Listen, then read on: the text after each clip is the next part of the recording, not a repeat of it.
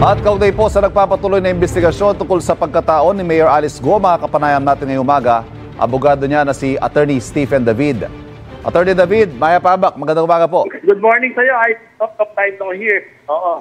Apo, Attorney, ano ho ang takeaway ho dun sa hearing kahapon, yung allegedly possible case of stolen identity ni Alice Leal Go? Yung po yung sabi ni Senador Rizal Tiberos. Ano hong komento nyo dito? Alam mo, Ivan, lahat naman ng allegations laban kay Mayor Go, haharapin namin yun sa proper forum. So kasi ngayon, ang iniiwasan namin yung trial by publicity para hindi naman siya ma-condemn bago pa nagkaroon ng formal hearing. So, antayin natin. So, ipafile nila yan, nakahanda naman kami sagutin lahat yan. Okay. Preliminarily, Attorney, what can you say about the allegation na possible case daw ng stolen identity ito? O kaya nga, kung ipafile nila yon, haharapin namin yan sa proper forum. Mahirap lang kasi yung puro public trial na nangyayari. Wala pang mga ebidensya na ipresenta. Nako-convict na yung client ko. Oh. Yes, but can you at least tell us, Attorney, kahit initially, your thoughts on this allegation? Well, kasi hindi ako naniniwala dyan. Kasi sa ngayon, hindi ko naman sinasabing totoo yan. Hindi ko rin sinasabing mali yan.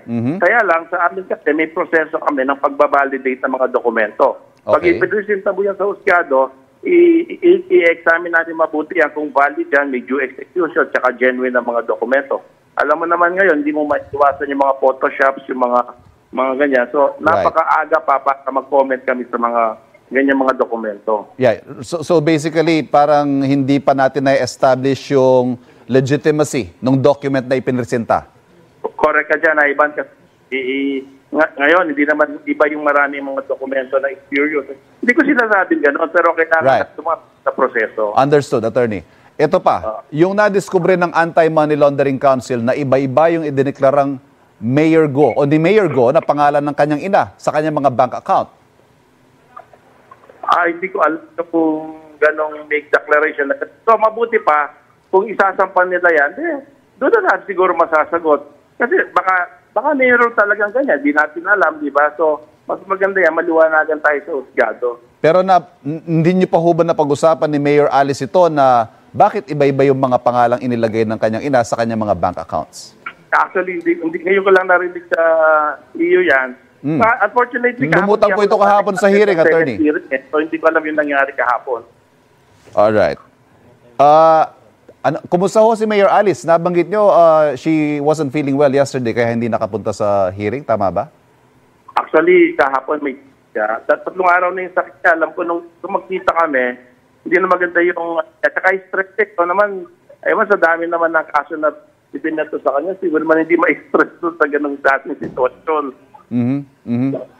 Papasabi na daw po ng committee si Mayor Go sa dami ng kailangan niyang linawin. Sa susunod po ba, makakadalo na siya?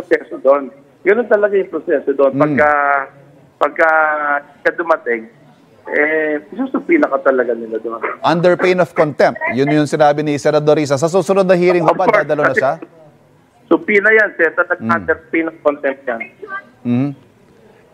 Under pain of contempt talaga pag supina. Yung sa susunod na hearing po, sa tingin ninyo makakadalo na si Mayor Go?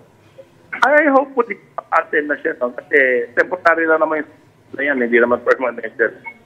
Okay. Ito naman pong appeal ninyo sa kanyang preventive suspension. Dininay na ho ng Ombudsman. What's your next step, Attorney? Alam mo, sa totoo lang, may sariling opinion siyempre ang Office of the Ombudsman about that.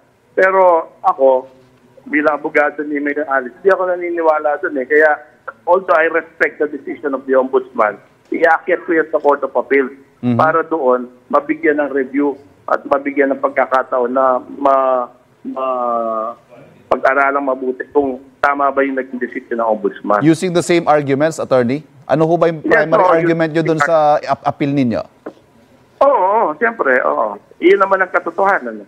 Yeah, pero ano ho ba yung primary argument ninyo dun sa appeal ninyo sa suspension order, Attorney? Basically, sabi nila bakit siya nag-issue ng mayor's permit? May naman compliant naman yung applicant. At saka yung sinasabi nilang kuryente. Iyon namang paupulan development, nasa leasing naman talaga negosyo niya. Noong unang panahon, nung nung bago pa nag-umpisa yung Pogo, siya yung presidente ng Paupo eh. So kanino ipapangalan yung mga kuryente nung mag-umpisa yung construction? Dahil sa kanya. Right.